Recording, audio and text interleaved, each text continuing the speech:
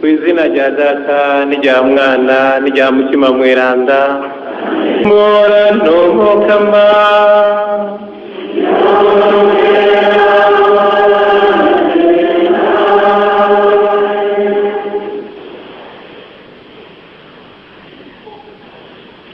bakunzi b'Imana mwiriwe neza.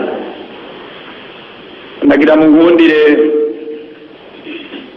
duha ikaze nyakubahwa icayeho gikuru c'umwungere mukuru wa diyoseze nkuru yacu ya Bujumbura, Musenyeri Anatole Ruberinyange, akaba aje kudutera iteka mu kugurura ino ndwi yahariwe guhimbaza umuvunyi wacu Yozefu Mweranda.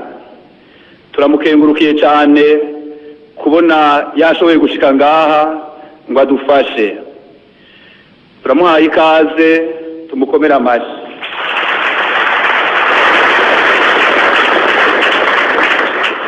Turahaye ikaze kandi Patiri Fupi Felix muri diyoseze ajejwe igisata c'ingo n'imiryango, akaba aribo badufasha mu gutegura iyi ndwi yahariwe Yozefu Mweranda. Turagiza inyigisho zo gusabira ingo n'imiryango. Turamuhaye ikaze nawe.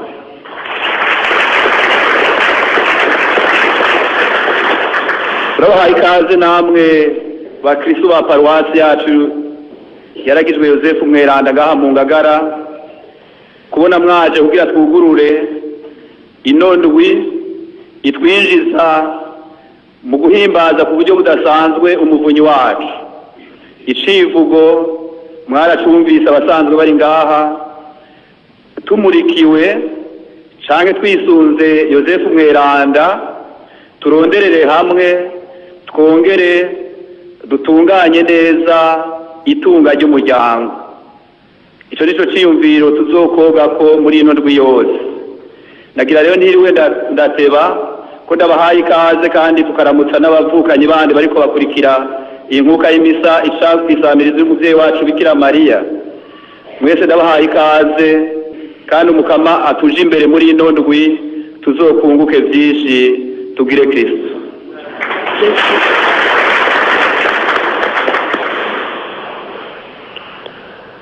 Nagire nkengurukire Padiri mukuru, twese araduhaye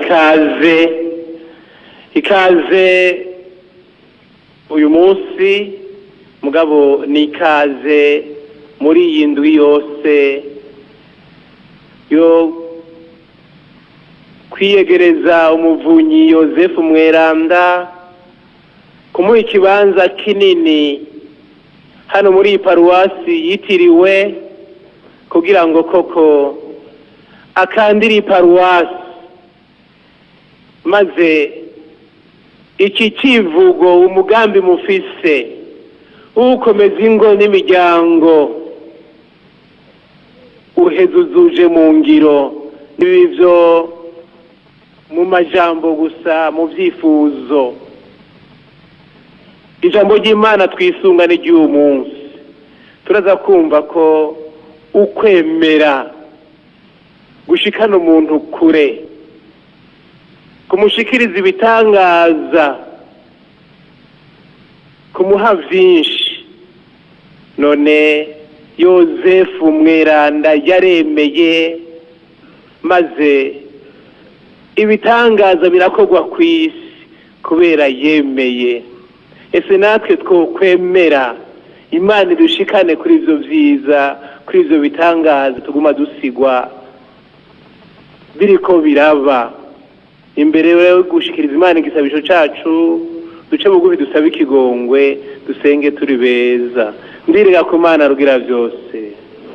Bene wacu ko nacumeshane mu vyiyumviro, mu mvugo, mu ngiro no mu kuragisa nategerezwa, niko naracumuye, ncumura bw'isi, ncumura bigirana. Nico gituma ntabaza Mariya muhimbaza yamye aramubikira n'abamarayika n'aberanda bose, namwebwe bene wacu munsabire ku Mukama Imana yacu. imana rugira byose nitugirire ikigongwe maze niyamara guturekura ibicumuro byacu duhe ubuzima bw'amahoro. Dusabe Mukama kubw'imbabazi dufitiye, bandanya gucyorora no gukingira ekleziya yawe, kandi ko utayishigikiye ushobora kurama, nushime kuyitunganya n'inema zawe udasiba. Tugasabira iyi paruwase yitiriwe Yozefu Mweranda, Mana nzima wewe nyene uyitunganirize, ugume uyimurikira uyishigikira. Uyu Mweranda Yozefu nawe aguma dukandira kugira ngo imigambi yose iparuwasi ifise iyishikeko. Tugusabishije Yezu Kristo umwana wari we Mukama wacu, we Mana musange ubuzima n'ingoma hamwe na Mutima Mweranda mu myaka yose.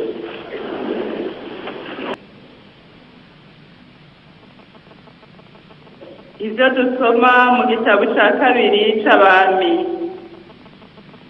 Muri irya minsi habaye umukuru w'intwaramiheto z'umwami w'Ubusiriya akitwa Nahamani.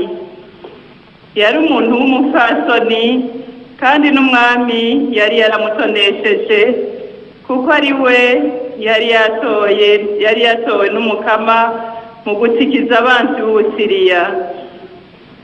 Uwo mugabo w'intwari kandi w'umutunzi yari arwaye imibembe. Hakaba rero mu Busiriya hari abayangayanga bari bigeze kuja mu ntara ya Isirayeli, baza bazanye umwigeme. Uno mwigeme akaba yarashunje kwa Mukanahamani. Ya mushumbakazi arahababwira inabuja ati, databuja yogenda kubaza umuhanuzi wo muri Samariya, yohavamo kizirya mibembe. Avyumvise, Nahamani acagenda kuvyiganira umwami ati, ngibi vy'umwigeme aturuka muri Isirayeli yavuze. Umwami nawe aramusubiza ati, genda n'ingoga, mbere ndakurungikanya urwandiko urushira umwami w'Isirayeli. Nahamani rero acafata inzira, agenda atekeye amatarenta 10 y'ifeza, ibiceri 6,000 by'inzahabu, n'impuzu 10 z'imisi mikuru. Ashitseyo ahereza umwami w'Isirayeli rya kete, naryo ryavuga riti, ndakurungikiye urwo rwandiko, kandi nkurungikiye n'uwo musuku wanje Nahamani, kugira ngo umunkirize iyo mibembe. Umwami amaze gusoma rya kete, aja mu vyo kwiyambagura, atabura n'ivyambagwa vyiwe ati, mbese yewe nabaye Imana yo yisigakiza, kugira ngo uyo muntu ambwire ngo nindamukirize umunyamibembe? Uyo muntu nta kindi ashaka ko atari inabi. Ngaka karora benshi. Umuhanuzi Elise yumvise ko umwami yasabaguye impuzu, amutuma ko ati, mbe wazitaburiye iki? Nazi wanje aheze amenye ko Isirayeli ifise umuhanuzi. Nahamani afata inzira n'ibitwazi vyiwe gushika ku muryango w'inzu ya Elise. Elise nawe atuma umusuku kumubwira ati, genda wiyoze indwi muri Yorodani, umubiri wawe uzocukira. N'ishavu n'akantu, Nahamani asubira inyuma yisiba ati, yewe nagira ngo aca yiyizira ubwiwe agasaba Imana yiwe, yamara kuroresha ukuboko aho ngwaye, imibembe igakiza imangana. Mbe inzuzi za Damasi arizo Abana na Parpar ntiziruta iza Isirayeli? Sinoshobora kuziyogerezamwo ngo nkire?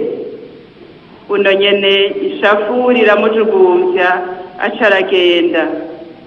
yamara abasuku biwe baramwegera bamusaba ijambo bati mbega muhanyi iyo umuhanuzi agutuma ikigoye kurusha ntiwogikoze noneho agutumye kwiyoza mucukira ubwo nyene na Hamani yaciye amanuka kwiyoza indwi kose muri Yorodani nk'uko Elise yabimutegetse umubiri wiwe ucusubira gutotahara umera nk'uw'umwana w'ikibunduguru niho rero yacagaruka kwa Elise ari kumwe n'abagendanyi biwe bose yinjira iwe amubwira ati noneho ndemeye ko atayindi mana iriho atari imana y'Isirayeli iri ni ijambo ry'Imana umutima wanjye uranyotewe imana nzima nzogenda ryari kuyihweza imbona nkubone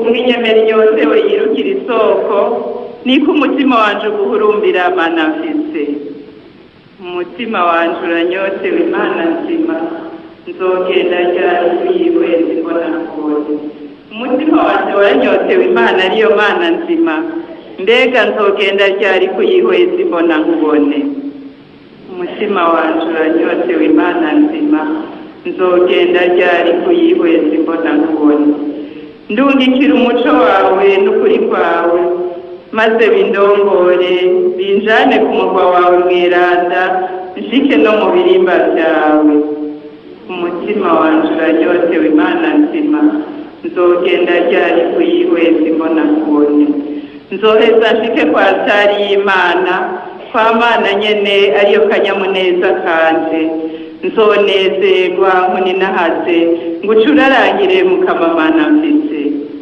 umutima wanje uranyotewe imana nzima nzogenda ryari kuyihweza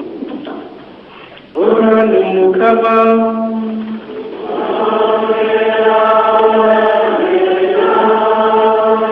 ibyo dusoma mu nkuru nziza Yesu Kristo yanditse Luka mweranda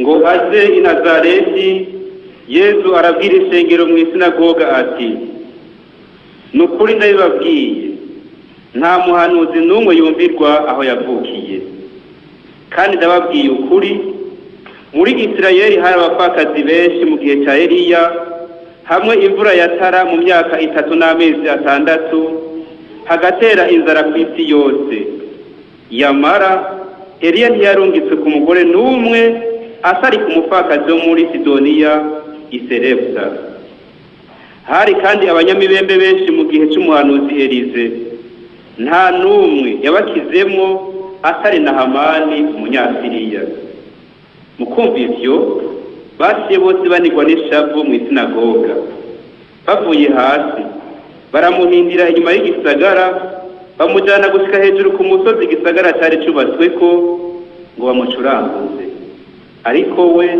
abasiye hagati arigira wakireka tongeye dushima inkuru nziza ya Kristo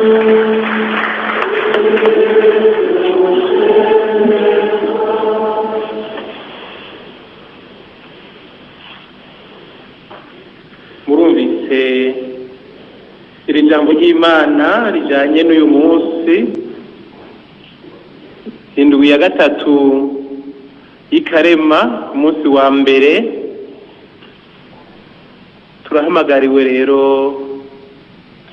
gukomeza ukwemera uwemera Imana imushikana ku bitangaza byinshi none ntitunanigwe mwumvise uyu Namani mu gisomwa cya mbere yaremeye ijambo ubwa mbere ry'umwigeme bari batwaye uko imbohe nk'abandi banyisirayeli batwagwa ko imbohe murumva uwo mwigeme yari umuja aho muri Asiriya yari umuja yari esclave bamucira bufuni na buhoro. Mugabonye Namani umutware yakorera, aramutera ikigongwe, aramubwira ko ashobora gukira. Turashobora gukira kuko muri Isirayeli hariho abahanuzi, hariho umuhanuzi. Uragenda urumva Namani yaremeye ijambo ry'uwo mwigeme. Ashitse muri Isirayeli kutamenye yaja niyava ashikira umwami. Umwami arabura icyo amubarira, ategome hariho umuhanuzi, genda kwa Elize mwivuganire. Kumbura umwami ntiyabyemera cyane. Namani ashikiriye Elize, mwumvise ko yamutumye kwiyoga muri Yorodani. Namani amera nk'utemera.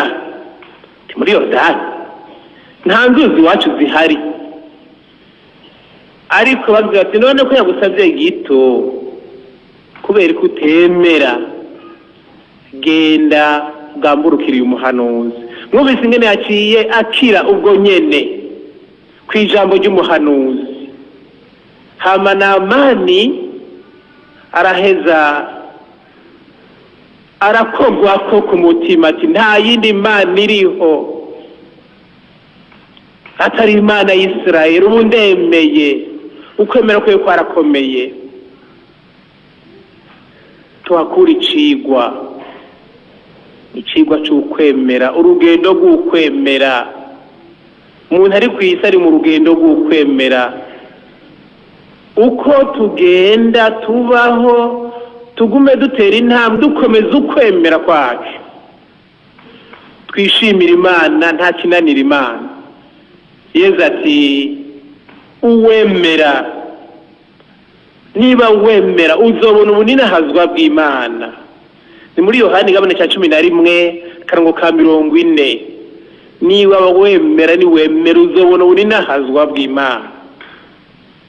Hanyuma muri Yohani gabane cya 14 karongo ka 12 naho Yesu yagize ati uwemera, uwunyemera azokora ibikorwa nkora, mbere azokora n'ibisumbirije. Uwunyemera azokora ibikorwa nkora, mbere azokora n'ibisumbirije. Murumva uwemera ivyashikako birahambaye. Aha rero ikintu nobasaba, kandi abantu benshi umenga ntibavyemera, cyane cyane isakaramentu ry'ikigongwe. Murabona umuntu aragira ati jewe njya kwa patiri ambwira ibiki. Imana turivuganira amaso muyandi, ntawe nirirwa ndacako, turivuganira en direct. Eklezia aradutunganirije ingene tuja kwicyorora ku mutima mwisakaramento ry'ikigongwe. None kubera ko tokwemera, kubera ko arabatemera, guca bugufi ukagenda ku musaseredoti ukirega. Hama harabace batwenga ngo patiri ngo ngaducira impongano, hari impongano zidatomoye ngo hari naho yokubwira ati genda uririmbira Imana, canke ati genda wewe utaha imuhira genda urakengura ko Imana kugirira ivyiza. Akakubwira kose uko koba, ntugakengere. Murumvise Namani yari yakengera ivy'umuhanuzi, abikengera ntacyo bimaze jewe yanitahire.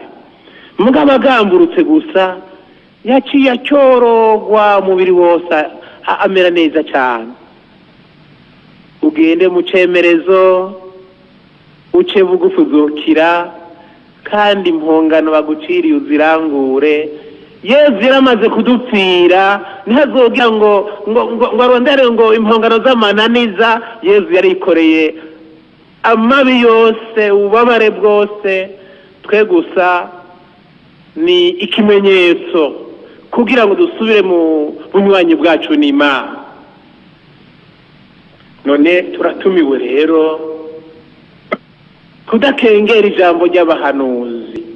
Abahanuzi bubu naba Imana iturungikira, hariho abepiskopi, abasaserdoti, kumbure ku bana n'abavyeyi abavyeyi barahanura abana, hariho guhanurana ijambo ry'abahanuzi.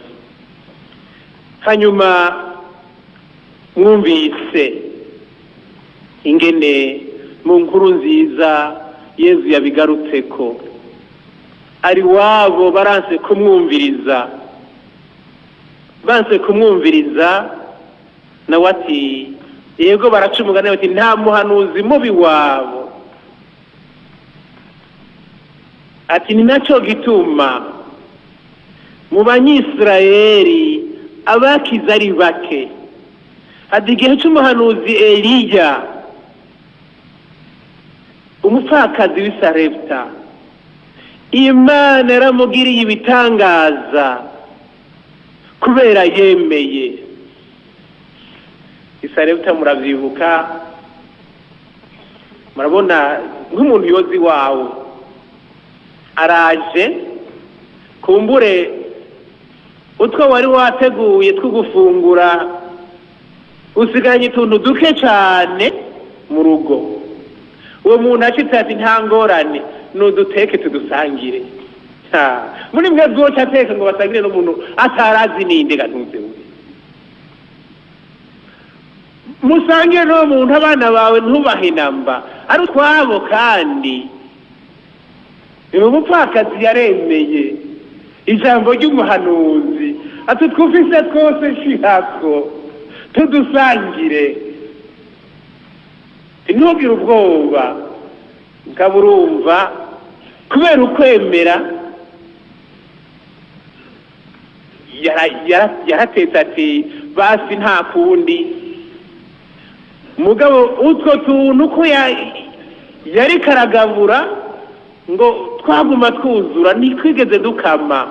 Aho yakura haguma hisukira.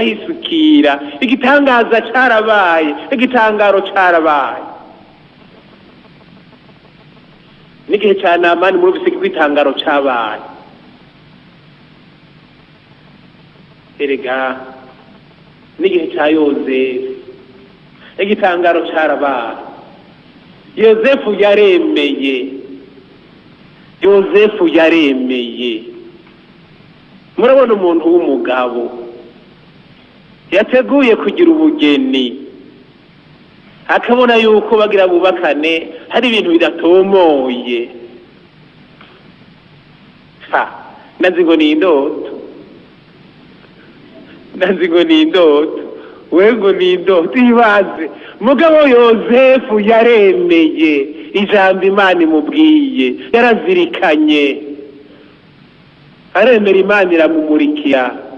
Nta makosa yakoreye Bikira Mariya, yaramugumije mwibanga. Sindanamwararaza, ndemeye tubane ntagire ingorane. Aramugwanako, arahava Imana iciye kuri Yozefu. Cya gitangaro kiranashoboka. Yezu araza ku isi, aragira izina, aragira iyava kubw'abantu. Aha mwumve igitangaro Imana yakoze iciye kuri Yozefu, kubera Yozefu yemeye. Dukunda ko kare Bikira Mariya yemeye, muri mumenye ko na Yozefu yemeye, araca bugufi gose. Bakristo burya mwatoranye umweranda hambaye, nta majambo avuga menshi, mugana umuntu w'ibanga. Iparuwasi bise umweranda hambaye. Muravyemera cyane gose. None nimumbarire umuvyeyi yise umwana we Yozefu muri mwebwe ni bande bita abana babo Yozefu umweranda hambaye muzana amazina y'abakinyi atari n'aberanda cende mukandi ngaha hari umuntu twahatse gushamirana anzanira izina ngo umwana wanje azokwitwa gutya n'umweranda bahimbaza itariki zingahe ngo twavuganye n'umukenyezi wanje wese uza kumbwira amazina y'umwana erega muri ekleziya hariho isangira ry'aberanda haraberanda Imana batubwiye imbere bakarorero tuza turisunga mu bukristo bwacu aha murumva rero uko kwemera kwaranze Yozefu ivyo Yesu yashikanye ko isi natwe twofata akarorero tukagendera uko kwemera uwemera Imana iramugirira ibitangaza uwutemera ntashobora kurwanya umugambi w'Imana ngo awushobore aba bantu bagwanije Yesu mwabumvise barananiwe bashaka no kumwica yabaciye hagati arigira umuhakanyi nta bintu ashika ko vy'igitangaza ahubwo arazimira akazimata agafutana kuko ubuzima buri kwa Mana Yozefu rero yaratunganije neza umuryango wiwe Imana yamuhaye none ni vyiza ko mufata umwanya ukwiye ugusenga muzirikana akaroro keza Yozefu yatanze kuri iyi si mu muryango we mweranda Yozefu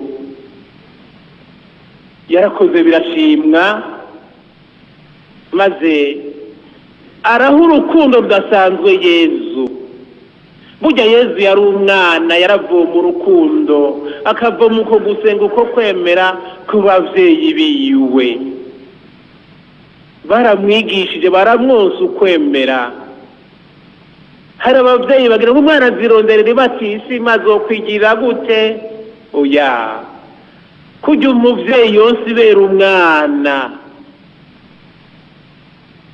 aramwonsa ukwemera kwiwe umwana agakurira mu kwemera Yezu yarakuriye mu kwemera ijambo ry'Imana risubiramo akiri muto no kuvuga yuko yakuriye mu kwemera bamureze mu kwemera natwe abana bacu tubarere mu kwemera ni naho bazofata intumbero nziza iyo ntumbero nziza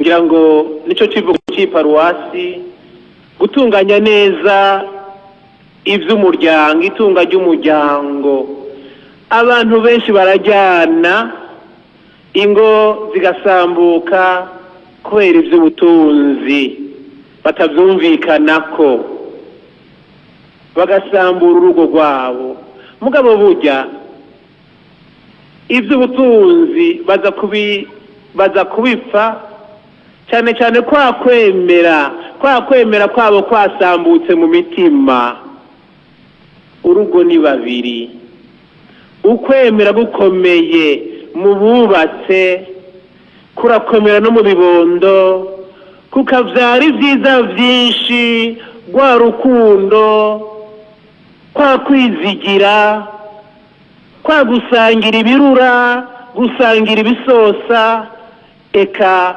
umuryango ugakomera ukwemera byinshi naho bihagaze none bavukanyi ntimusamare mukomeze uko kwemera hanyuma uwemera hari biza bimukomereza ukwemera ashira imbere cya gisabisho rya jambo ry'Imana y'amasakaramentu n'ibikorwa vyiza biranga uwemera kuko uwemera aratinya ikibi aratinya ico muca ku Mana aha rero uwemera araheza agakomeza umuryango wiwe agakomeza urukundo mu muryango, ubumwe mu muryango, mu rugo urimwo ugakomeza urwo rukundo n'ubumwe. Hanyuma kandi muri wa mubano, mu mubano muto, ababanyi bawe, umubanyi niwe muryango, urakomeza urukundo mu muryango, mu mubano. Hanyuma ntimugarukira ngaho gusa, murakomeza urukundo, murakomeza ubunywanyi, gufatana mu nda mu muryango munini wa paruwasi. Kandi mu nkundire paruwasi Ngagara, aho hantu muramaze gutera intambwe, mwikomera amashi imbere. Mugabo murushirize gukomeza urwo rukundo, ubwo bunywanyi, gufatana mu nda mu muryango wa paruwasi, muhereye mu ngo zanyu, mu mibano mito mito yanyu. Burya egome hariho umuvukano dutanganywe ku bw'amaraso, mugabo ku bw'ubukristo bwacu hari uwundi muvukano twatoranye, kandi uwukomeza uzodushikana kure gose dufatiye ku kwemera.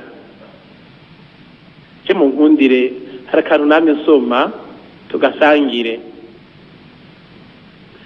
N'abana babiri bavukana, baraheza barajyana. Umwe rero arahunga mwene wabo, ntiyanamubwiye yagiye, ngo baratukanye, barasambura umuvukano wabo, muravyumva. Mwene wabo yahunze yagiye, ahantu baba mu mubano barimwo hari ahantu himbura amazi, bavoma ahantu hari amazi yo mu kuzimu, kugira ngo uyashikire, umva barimba mu kuzimu rwose kure. Hanyuma kugira uvoma ukoresha indobo, ukagira ibiziriko ufatanya bingahe, ugashira indobo muri uko kuzimu nyene kugira ishikira ahantu bigateba, maze ukavoma. Gutyo niko bavoma amazi. Barakunda guhurira kwivomorera aho bavomera abantu babo. Hagera igihe rero ngo bagiye kuvoma, batumye indobo muri ico kinogo, indobo igasigara muri kinogo, bakaza babona basigaranye ikiziriko gusa. Bose bavoma basigarana ibiziriko gusa, ntibamenya igica gifata indobo kikaca iyo migozi ifashe ikiziriko, indobo zikagoma mu kinogo. Niho rero baca babaza muri bo hagati yabo bati, mbega ninde muri twebwe yo kwemera akaja muri kijya kinogo akaraba igituma izi ndobo zacu zihera mu kuzimu? Ninde yojayo? Wa muhungu yari yashwanye na mwene wabo, ati jewe ndemera kujayo, nze kuraba igituma mu kinogo izo ndobo ziguma zihera mu kuzimu. Ati mugabo mbanza kubasaba ikintu kimwe, nza kubikora mwene wacu mumuzanye ngaha, nza kumanuka kuraba ico kintu giteye ingorane mu kuzimu hariya, mwene wacu mwamuzanye turi kumwe, ndabigira ari ngaha turi kumwe.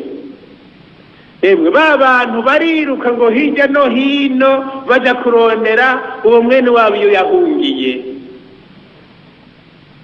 Baratinda baramuzana, ngo bari bagowe, bamushikanye ngo bararamukanije, urumva ntibarekuriranire gose, mbwa bararamukanije.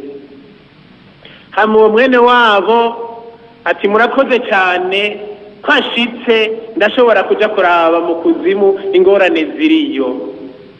Baca baritegura rero bafata ibiziriko, wa musore baramuboha aramanuka aje kuraba ingorane ziri muri ico kinogo. Urumva baramufasha abo bose bari hejuru, baramufasha.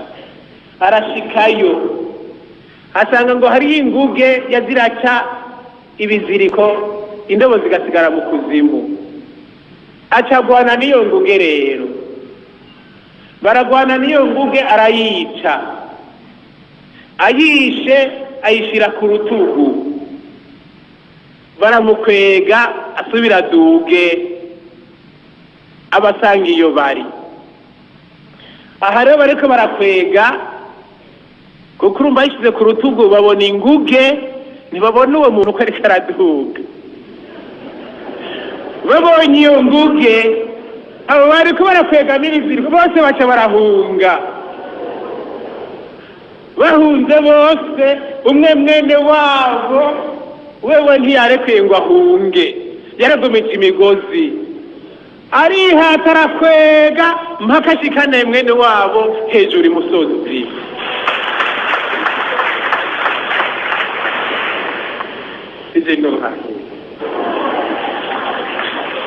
Murumvise umuvukano kuhambara.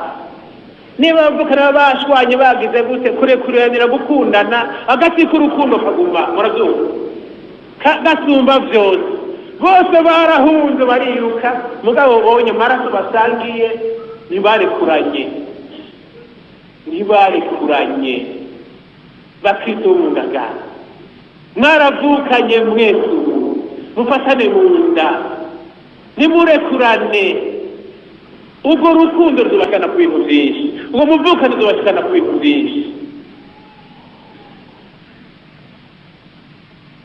None Yozefu mweranda yarakomeje urukundo mu muryango wiwe, mukomeze urwo rukundo, mugano ku rwego rwa parasi mukomeze urwo rukundo. Abakiristu turavukana kandi muduha akarorero muri paruwasi ya Karorero.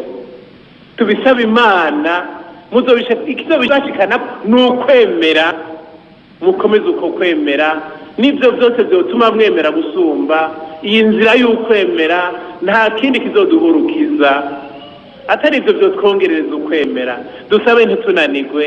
Amen.